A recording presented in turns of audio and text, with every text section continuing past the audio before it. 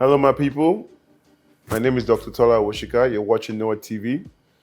Conversation with Giants is going to be airing on Noah TV. We're looking forward to everyone viewing the show. We're looking forward to your feedback. Your feedback is definitely essential for us to begin to grow. On Conversation with Giants, you're going to be hearing a lot of tips, a lot of insights from giants that you might not see on TV on a regular basis. But these guys are going to give you some key nuggets that you're going to use to grow your business, take your business to the next level, and also make you become a giant someday. So thank you. Look out for it. It's coming soon on Noah TV. Hello, ladies and gentlemen. My name is Dr. Tola Woshika. Another episode of Conversation with Giants. Today on our show, we'll have a guest, a very special guest, a huge giant in the political landscape of Nigeria, from the southwest of Nigeria, Ondo State to be precise. Our guest today is His Excellency, Dr. Olusegun Rahman Mimiko. Thank you very much for being with us today, sir. Thank you, Tola.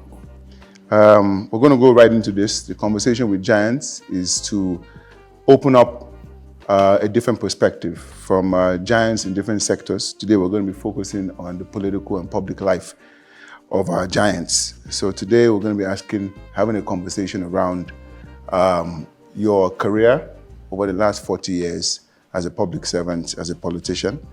But before that, it's important for the world to understand that you were not born a politician. You were born, you went to school, you decided to pursue a political education career. This time in medicine, a very difficult career path.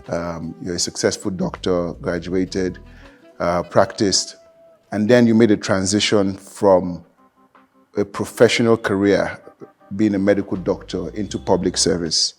I guess my first question to you today, sir, would be, why did you make that decision to move from your professional career as a doctor into public service and your political life and journey so far? Thank you, Tola. Thank you for the flattery of characterization of giants. Never consider myself a giant politically. Well, let me just start by saying that, let me put it this way. When I was in the university, recently we had an outing with some of my colleagues. In the UK, it was at a wedding ceremony for one of the children of, we left the medical school 45 plus years ago. So we were just reminiscing, and everybody said that they knew I would be a politician.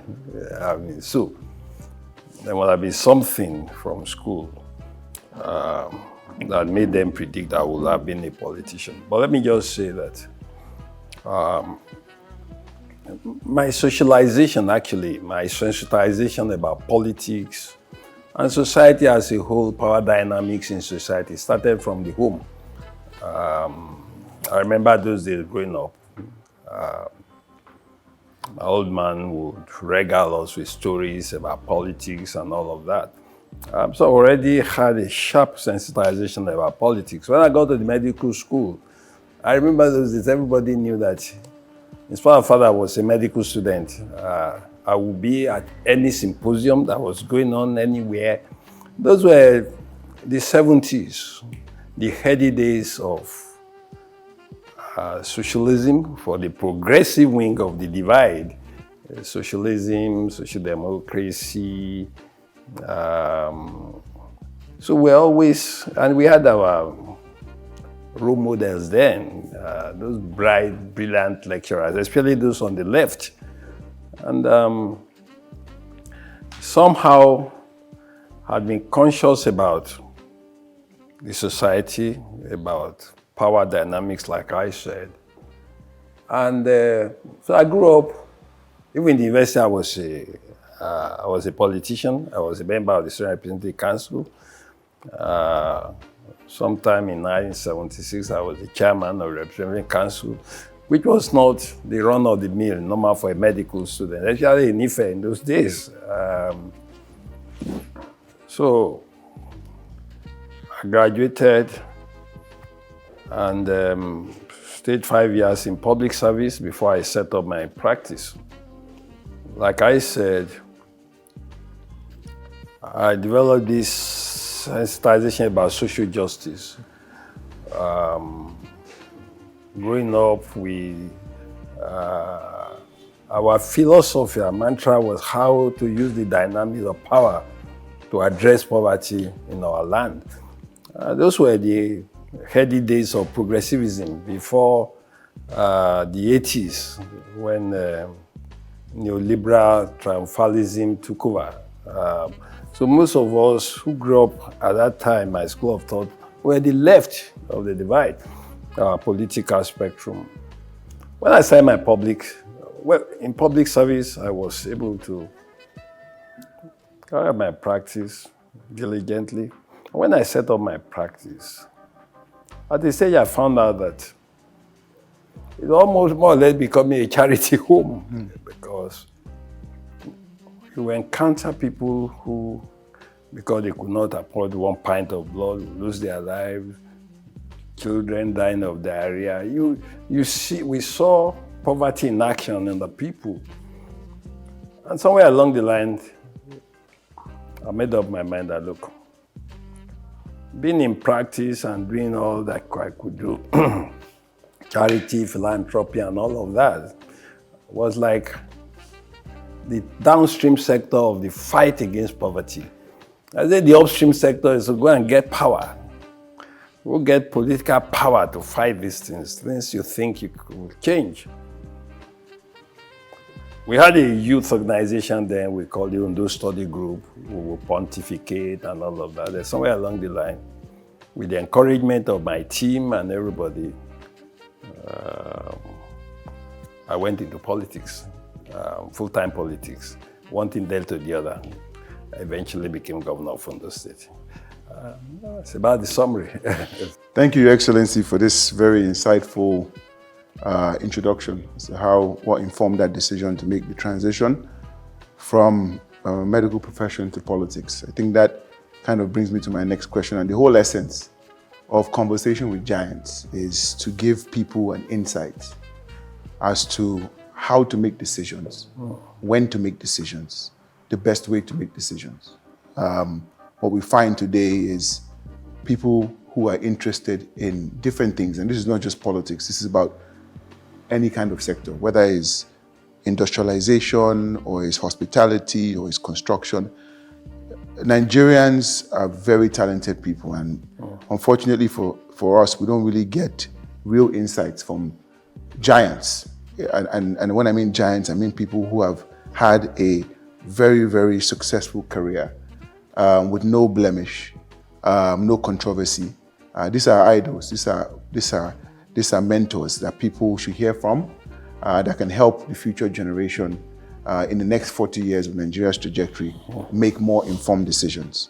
So this leads me to my next question around your experience as a public servant. You're one of my mentors, so I know enough about your political career, and I know you from grassroots level, you have attained many offices from in the executive wing of government, from being the SGF to a minister, and becoming the governor of Ondo State, and even more positions down the lower chain. We'd like to get some insights as to your general experience over the past 3 decades plus of all these different political offices. What was the experience like, and what should Nigerians and young people all over the world look forward to if they do have the privilege of serving in similar positions? Thank you. I started off by letting you know that it was passion for service that drew me into politics in the first instance. It was not that easy a decision to actually virtually abandon my thriving private practice then. Whatever I knew, I was deliberate when I went to politics. And I have said this several times. I was in politics looking for power. power to effect changes in society, especially areas where I thought I could impact. My first opportunity was as a commissioner for health in 1992. I served in the Olumilua administration in the old Ondo state, Ekiti state. I was the youngest in the cabinet then. I think I gave a good account of myself. I mean, judging by what my boss would always tell me while we were in office, and even when we were chased out of office by the Abacha coup of 1993 or so. As Commissioner for Health, my passion was how to reorganize the health system in such a way that government service will be able to cater for the interests of not only the privileged, the elite, but will be able to percolate to those who need government most, the downtrodden people, the hoi polloi, people at the lowest rung of the ladder. So as commissioner, I started then the health ranger scheme. It was a big deal then. We'll go out Monday to Friday, set up a team, primary health worker, go into the villages in the hard-to-reach terrain, and brought health services to the people. Some of them were experiencing government service for the first time. We started what we call the Festival of Surgery and many others, and a lot of reorganization in the sex sector. The Abacha coup terminated that experience. But again, when politics resumed again, I had the privilege of being commissioner again a second time, health again, under Olumilua, now in Ondo State. Again, we put a lot of things in motion that revolutionized, that transformed the health sector. To be modest. From there, I became SSG. There's a long story how I transitioned from AD then to PDP.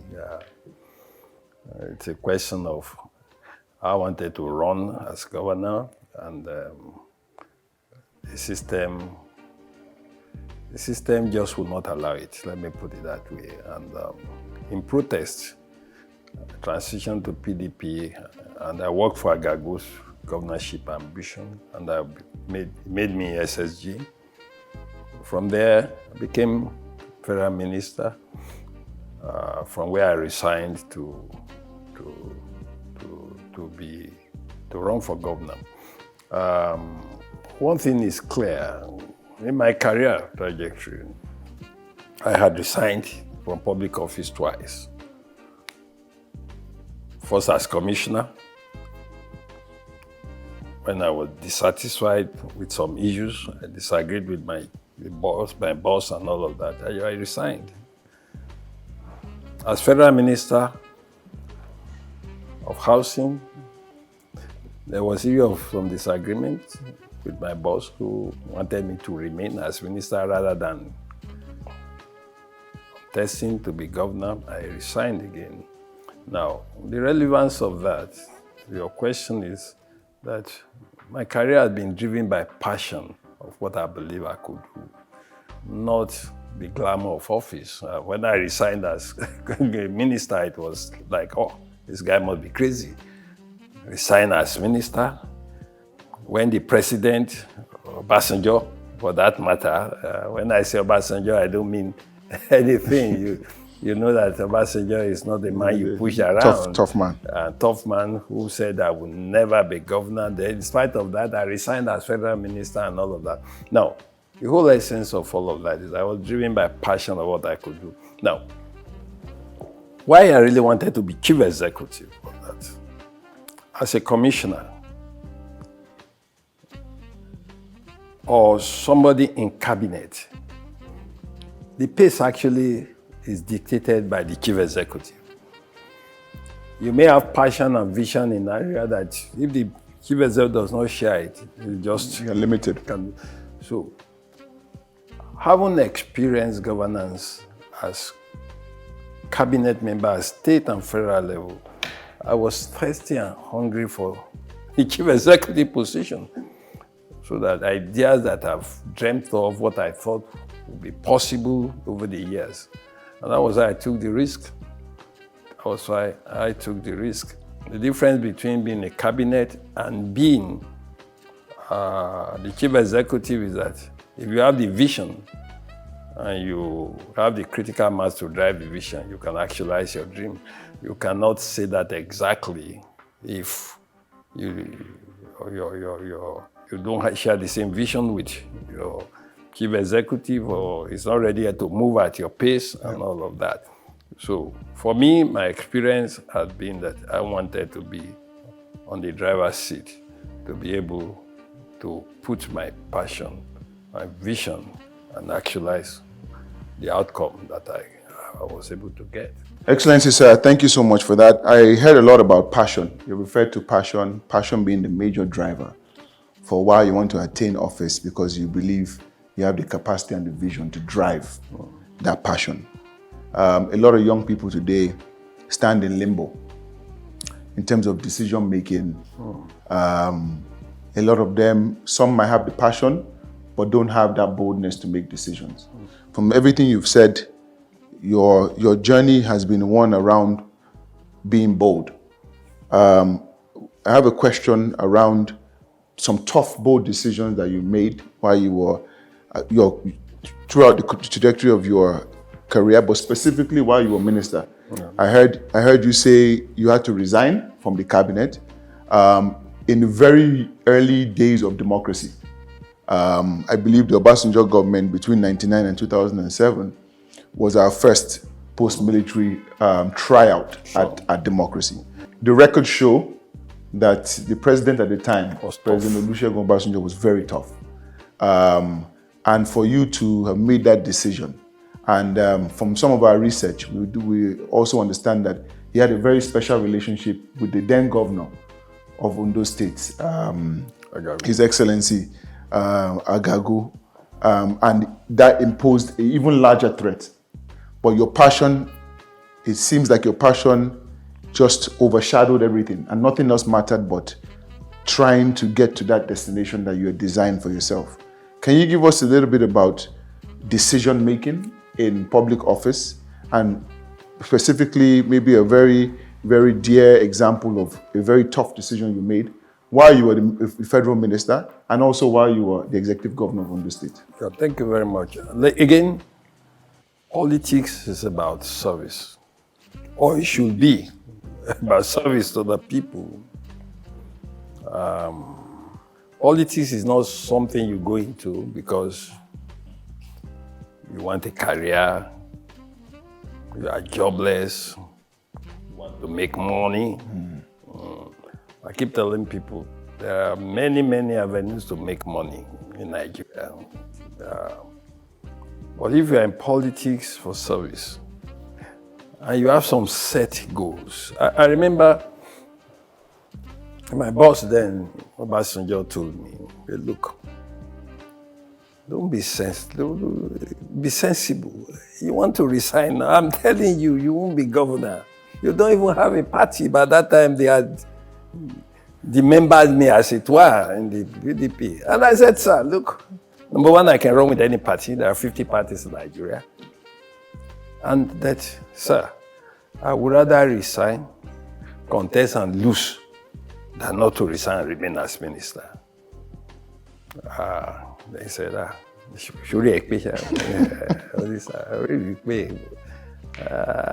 had my goals.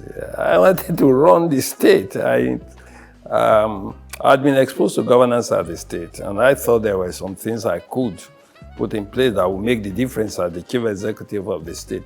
Again, these decisions will not be tough, will not be difficult for you if your focus initial is to serve. Let me just say this. Perhaps why it was easy for me to take those tough decisions was that, look, I said, worst case scenario, I will return to my clinic. So probably being a professional who had a practice was part of those tough decisions that I took. And look, I wasn't afraid of failure in the context that I contest and lose Win the or election. I knew I would always go back to my practice and try again. So perhaps it's easier for professionals to take those tough decisions, especially, I mean, I was married, I had kids, so perhaps, if that was my only means of livelihood, probably I would have thought twice before taking those decisions. But I can tell you one thing clear, and it's very clear. If you don't have the passion for public service, you don't have it. You don't have it. And I keep telling people, we don't all have to be politicians. But if you have passion for politics and you want the instrumentality of politics to actually serve the people, you'll be ready to take decisions. The other, and this is very important, you must also be clear-headed. Clear in your mind what you want to accomplish. You don't want to be governor because of the sound of siren. You don't want to be governor because of all the paraphernalia of office. If, as governor, you want to enjoy yourself, putting it that way, it's a lot of opportunities. But if you want to work, you're my job. I was putting 18, 19 hours a day of work, real work. So, again, perhaps it's the vision that you have that actually engenders that passion. And that passion is what pushes you to action. It's what pushes you to decision making. And come to think of it, I don't think there has ever been any major accomplishment in human history that has not been driven by passion. All those who are passionate about accomplishing things, then you must have your vision clear. I keep saying it. If you don't see what your followers, if you can't see what your followers can't see, you are not the leader. If we all have, but you must see what they can't see, and you must be able to chart the path towards it. But you must communicate this vision to the extent that you'll be able to have a critical mass of followers that will drive with you. And I've always said it, every reform, every change must have three: short-term, medium-term, long-term gains. The short-term game is what I call the confidence building, the quick wins. There must be quick wins. Yeah. That is what we engender, because you must get the critical mass behind your vision.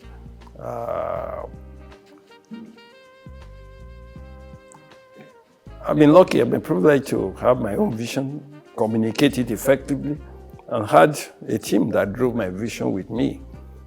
And we had the outcomes that we desired in governance. Thank you very much, Excellency. I hear a lot of what you've said around passion. Again, politics is not for everyone. If you're not driven by some inner flair to help the people, then you're likely to make a lot of wrong decisions.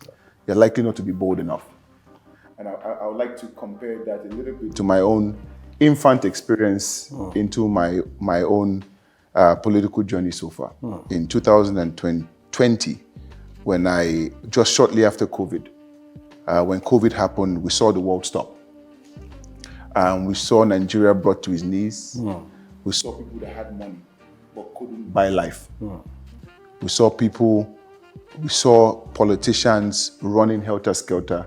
We saw a complete breakdown in society, because we then realized that we're not really building anything. We're just running a country and not thinking about tomorrow. And when I saw this happen, I lost a lot of close friends and saw people that for no reason, just because of lack of government's ability to do the right thing,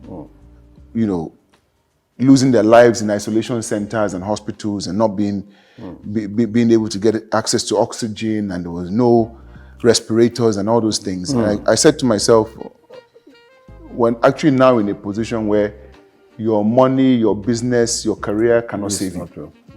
What do we do? And I remember then I now became a bit more active. Even in the middle of COVID, I came to Ondo State. I made a lot of interactions with the then governor of Ondo State, late Rotimi Akeredolu. God bless his soul. And I said to him, Excellency, what can I do as a private citizen? And then I embarked on an awareness campaign for sanitizers and social distancing and wearing masks, and I donated huge amount of those things to the government. And I said to myself, like, just similar to you, sir, like, you're not in the driver's seat, but how far does this go? Do you donate these things to a government's central stores and it doesn't get disbursed to the people who need it? Because you're not in control of that situation. So similar to what you said, Excellency, about wanting to be a chief executive because you've been exposed to how government is run and what is required to really get to the finish line. And for me, after that whole process, I made up my mind that I was going to leave my comfort zone and attempt political office. Let me get into the system and see what it's all about and see how I can make my own change, driven from this same passion and vision. So in line with that, we've seen many governors come, many governors go, not just in Ondo State, but across the country. And some will do well, some will be average, some will be terrible. And you now begin to analyze what is the major difference between these governors. Aside from vision and passion, is it important, and I guess this is my question, is it important for a governor and a chief executive, it might not even be governor of any parastatal, any agency, to be very specific about what he wants to achieve, whether it's sector by sector? And going by your records in Ondo State, you did extraordinarily well in the healthcare sector and education sector. I mean, at some point, Ondo State was known for its excellent healthcare. You built hospitals, you had mother and child. There's so many creative initiatives that you did, you followed through, and the scorecard was there for everyone to see. Is that an instrument for you to score yourself successful when you're given an opportunity in an executive position? Or do you touch base in every single sector and really not achieve much? You see, let me talk about COVID a bit, then I answer your question, but they're all interrelated. The lesson that COVID has taught us, one of the lessons that COVID has taught us is that you are probably as healthy as the health system in your country is. There's a degree of dysfunctionality in the system that makes all of you poor, unhealthy people.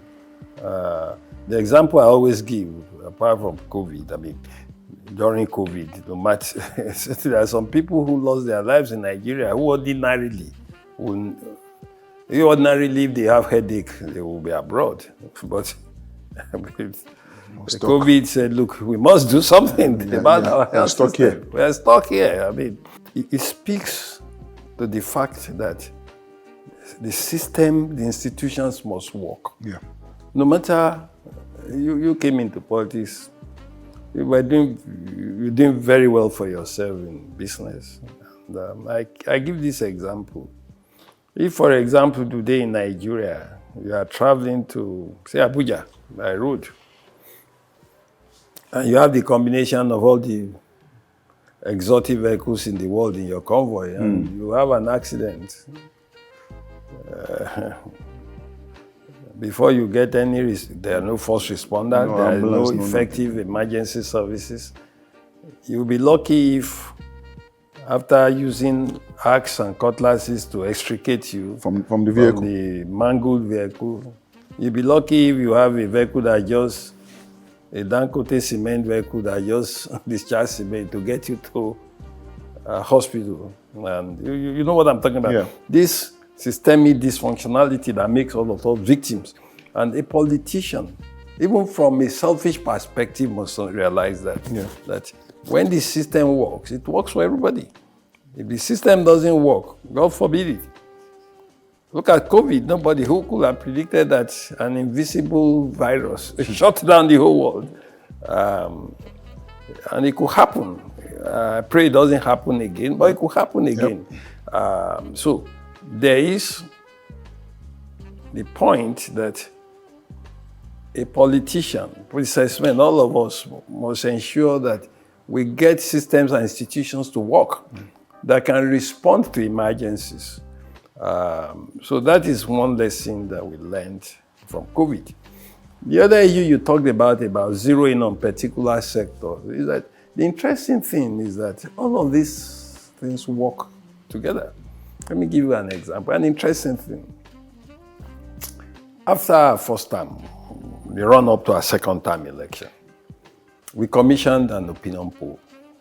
I wanted to know what are the areas which we have excelled, what were the areas where people thought we had not done well enough, what are the areas where, just to have empirical feedback and be able to input this into our second term campaign. At that time, our BA program was already not beyond local. It already had international acclaim. We were already with the World Bank, were in the Strategic Studies Institute in DC. Everybody was already talking about it. One or two people had already started doing their PhD on. So automatically, we thought the respondents would put health as our number one. But interestingly, 70% of respondents said that our biggest accomplishment in our first 4 year was security. And we still taught peace to the state. Not one of us could have imagined it. We thought that if number one would be health, number two, education, number three, urban renewal, number all of those. But majority said health and peace. That hitherto there was no peace in the state, but that there was this calm we brought into the state. So, without calm, without peace, business cannot thrive. Yeah. Without peace, healthcare system cannot work. Without infrastructure, you can't get sick patients to the hospitals on time. So they are all interrelated, sincerely interrelated. But for me, I've two critical areas, I think the irreducible minimum for any government in Nigeria, in fact in any third world country, two critically reducible sectors. The neoliberals call it human capital, education and health. For me, to characterize a government as a good government or doing well, I look at those two areas first. Even before infrastructure and all of that, I think it was Bill Gates that said, look, building bridges and all this mortar-driven development, that if you don't have the human capital to maintain them. So, I think every government should put priority on health and education. Of course, critical infrastructure like power in Nigeria, like the rail and all of that. So, while you must realize that it's an all of government, it's a systemic thing. They are all interrelated. If you don't have good sanitation, it will impact health. You don't have water, it will impact health. You don't have infrastructure, it will impact health. You don't have the roads to bring food from even the rural areas, from the farmsteads to the urban areas. They are all, but for me, every government should emphasize healthcare and education. And education, again, for a special reason. We are a country where about 70%, demographically speaking, about 70% of our population are young, under 30. Now, I keep asking people to think back. By 1960, our population was about 45 million at independence. At independence, it was 45 million. UK was, I think, around 60 million or something like that, but a bit more populous than Nigeria. Now, we are 230 million. UK is still about 70-something million. Yeah. we must know the extent to which we have grown. And the greatest danger in Nigeria today is the alienation of these young ones. The population has grown bigger than the economy. Yeah. And that is why the youth today are alienated. And this is why they have taken to cultism, drugs, all manners of. Now, what do I see as the future? Today, I know God has a way of equilibrating, doing it. I mean, abroad, those who live abroad will know. In a British, and I'm not taking anything away from anybody, but the typical British family, you have more cats and dogs than babies. And so it is all over the world. They are no longer producing the baby. We are producing the babies. Yeah. So what is our challenge? Our challenge is that we must give them cutting-edge education so that they can be the cutting-edge workforce of the future. That is, we must be deliberate about these things. We must be deliberate about it. We must educate our young ones, give them the best education for ourselves and for the future. So, going back to your question, while you must appreciate the fact that all these systems are related, but for us, I think there are special challenges in the area of education and health, which we must zero. That was what we did. We did not abandon infrastructure. We built roads, we built power plants to drive our economy. We built water systems and all of that. But some of our flagship projects were in education and healthcare. I think that brings me to a follow-up question around, you left office under a decade ago. In 2017, you left. Yeah. After completing your 8 years successfully as the executive governor of Ondo State. Are you happy for what Ondo State has been able to do between when you left and now, considering all your scorecards, your handover, everything that the state was able to achieve? Should we be on cloud nine now? Is there been a regression? Has there been any progress? What should the future generation be looking to take on from now? Tola, let me just say this. I'm a former governor of this state. The young man there now, I wish him all the best. All I can say is that there's a lot to learn from our accomplishments and mistakes so that the state can move forward. Yeah. I agree. There's definitely a lot to learn. And we, the future generation, that brings me to another question. How should the future generation equip themselves for public office? I think the first thing for the young generation to know, that like in even in business,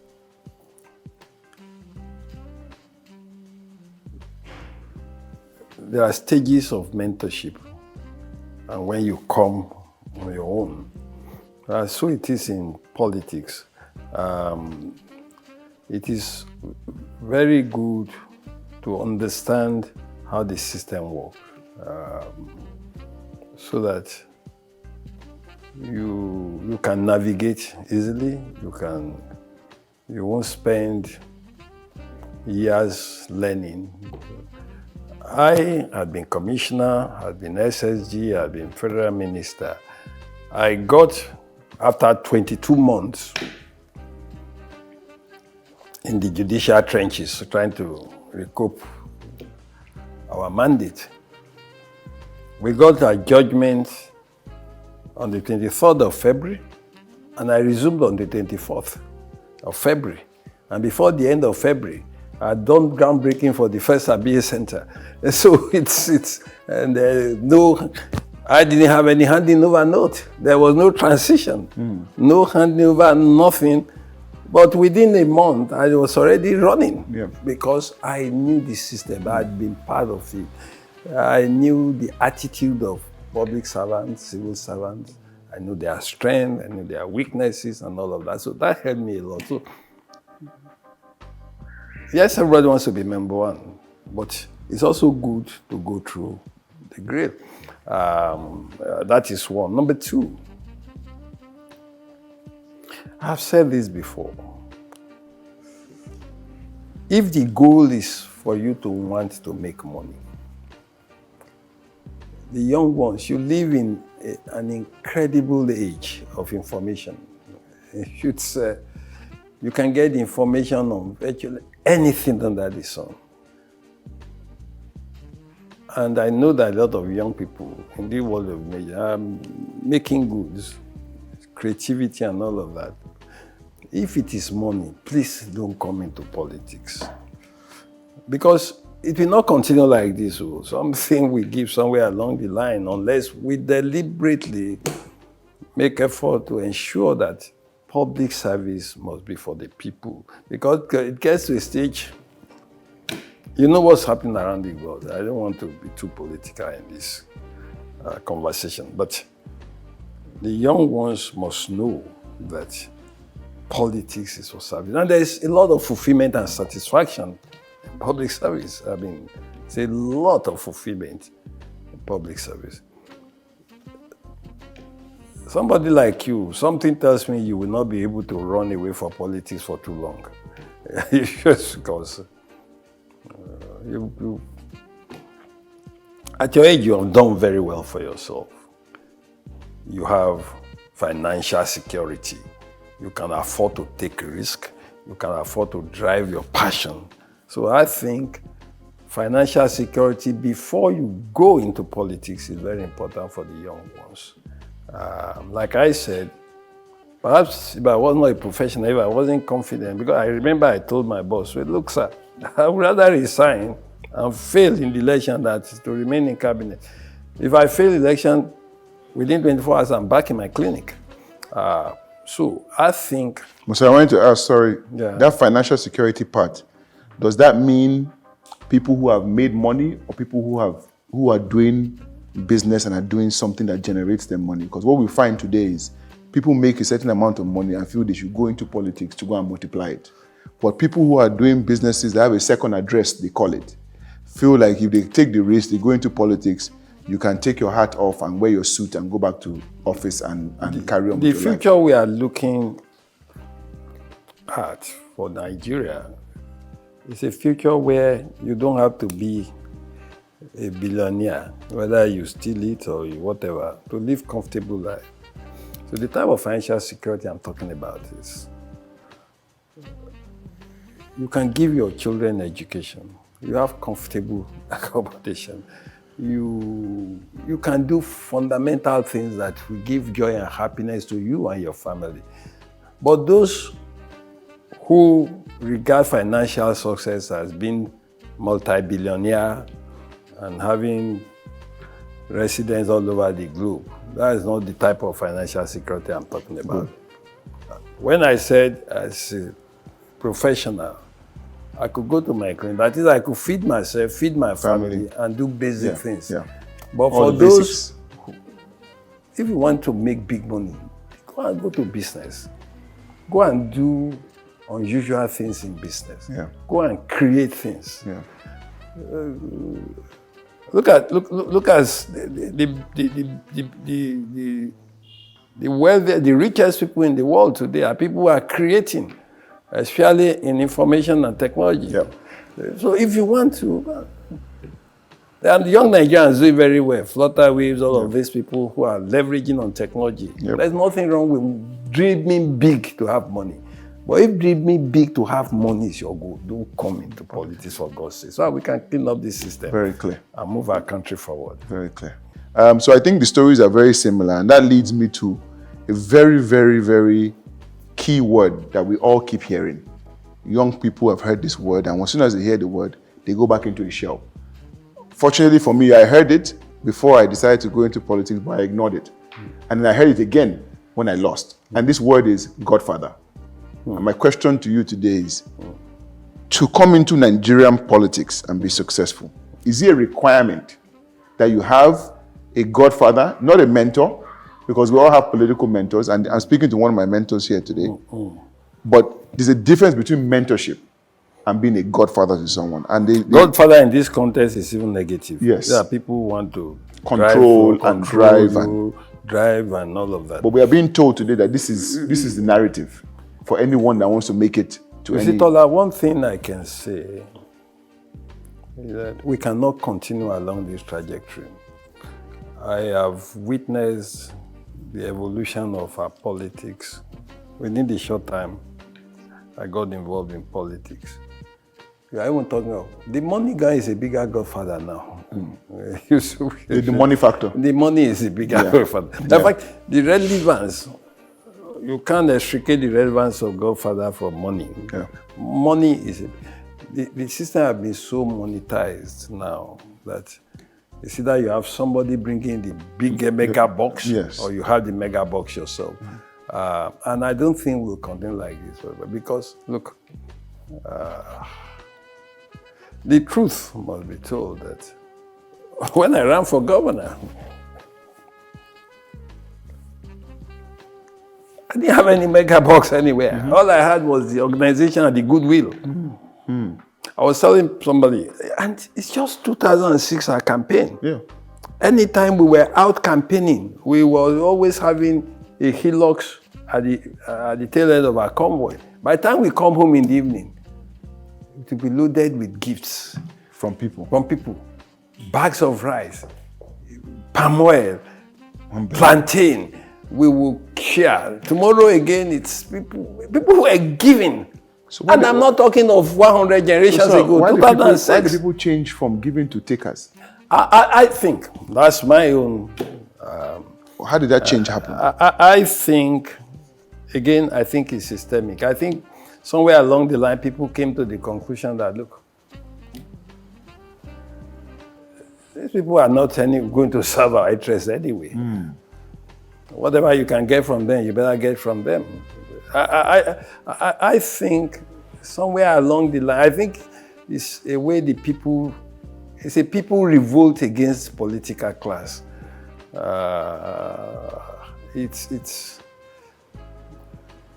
Look, you see, our elections are bazaars now. It's the highest bidder. You go there on election day, they say, hello, no penny ben. What is this party giving? 5,000, 6,000? They are giving 10,000 there. That is the tragedy of politics today. But will it continue like that? I don't think so. I think something we give somewhere. For the young ones, I think they must be deliberate. They must be deliberate. They must be strategic. And they must create the necessary synergy amongst themselves. Yeah.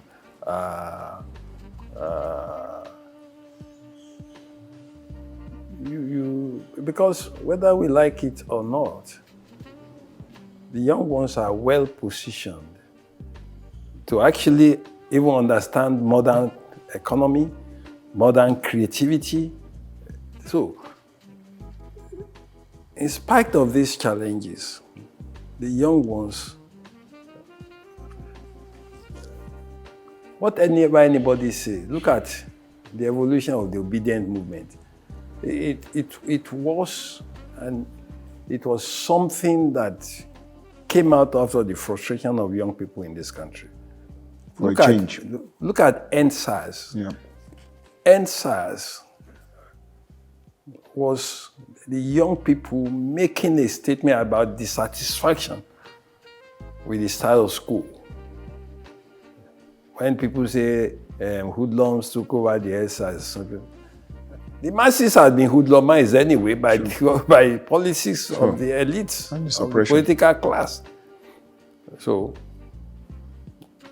if Godfather means somebody we control, we direct, it's easier for you, but it's not always the easy thing that works out well. So, the young ones should get engaged, be ready to fight and lose and fight again.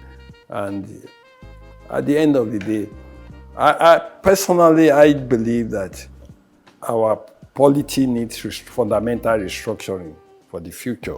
The future I desire for the Nigerian political system is for us, a multi-ethnic, multicultural nation like ours cannot make progress under a unitary or a quasi-unitary system. Nigeria has the least life expectancy globally. All of this cannot be. They are a reflection of, and look at the army of young people, population growth. Many of these young ones, drugs, bet Niger, if they make some money there. Gambling. And these are people who ordinary, these are the abattoirs of tomorrow. These are people who, if you give them the right education, these are high flyers. Yeah. So,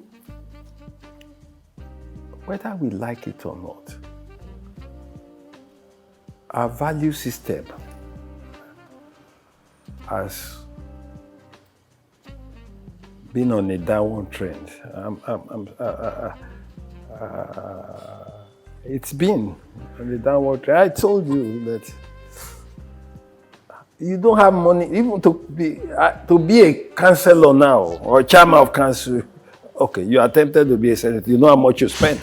So it's money. It's all been monetized. Money that is driving it. The electoral system itself has metamorphosed from those seasons of ballot hijack and just cool harvest, bazaar. See and buy. See and buy. It's called. So it's a very complex thing, and it shows the trend in society, which is quite dangerous. This is why I say, number one, whether we like, I don't want to talk politics at all deliberately, but this government, the Nelfon thing, that me, I love it. The student loan scheme, amazing initiative. Yeah. We must invest massively in our education. And be deliberate. Be deliberate. Look, we're talking about Japa phenomenon. Why are we allowing this developed country to empty our countries of our human resource? When we can have a collaborative engagement and look, increase our capacity for nurses to create, we can create more. We have capacity to have enough nurses that Britain can use. We export them yes, to you we guys must sit down on a lease arrangement. Exactly. 2 million people or so sit for JAM every year. Yeah. They end up probably admitting 400, 40, we are 200, 100, I don't know the figure. But I know that at least 1 million people have no admission, qualify for admission, if we are deliberate, to give them the right training. And send them, export them. It must be collaborative. We must be, look, if we don't think out of the box and we are deliberate, very practical about if we rely on these dubious metrics of our GDP is growing by this and that's this not reality. and this, it trickle down and all of that. So I think, and like I've talked about restructuring, I've talked about this thing, but we must be deliberate. We must think out of the box. We must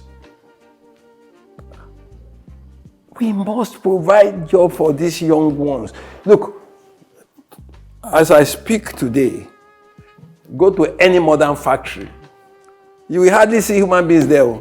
It's driven by robots. Yeah. AI robotics. I was reading somewhere that for every $1 million you invest in industry in America, it has only capacity for 17 workers. $1 million, 17 workers. Everything is automated. Everything is automated. Everything is automated. Yeah. At the MB Molo, these whole place we're giving them. We must be deliberate. Yeah. We must be deliberate. We have problem with power. God has given us sunshine, but we still import solar panels from China, from countries that didn't have 2 months of sunshine. Yeah. We must just be deliberate and do things out of the box.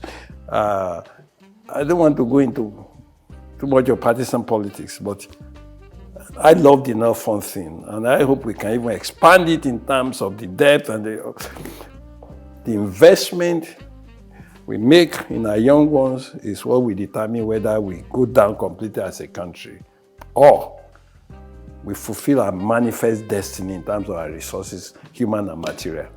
Then I'm sure, even when our youth see that there is a path to development and the future, they will also